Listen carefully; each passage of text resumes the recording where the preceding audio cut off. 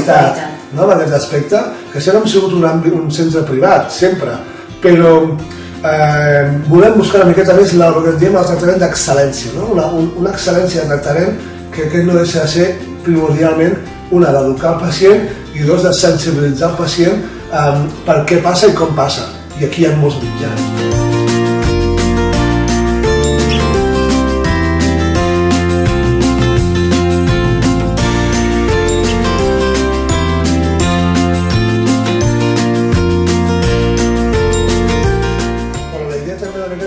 Del contingut que hi ha en aquests vídeos és intentar englobar tots els professionals junts dintre la mateixa clínica, no?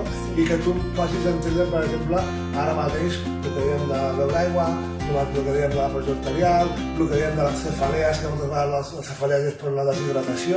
Hòstia, no sabia això, jo vaig a córrer moltes vegades i veig molt poc aigua perquè, clar, vaig tenir dos parts complicats i llavors, a partir d'aquí, el pacient ja et ve. Ja li has de dir tu les coses i no les has de treure, perquè potser no te les explicaria, perquè potser li fa vergonya.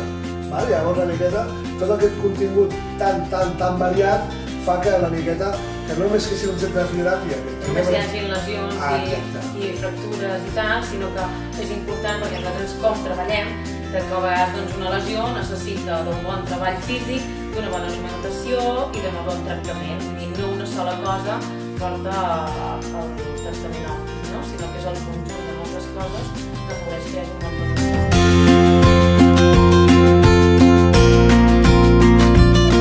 No et pararia mai a pensar que, per exemple, un problema de mort potser ve per un esquins de l'email.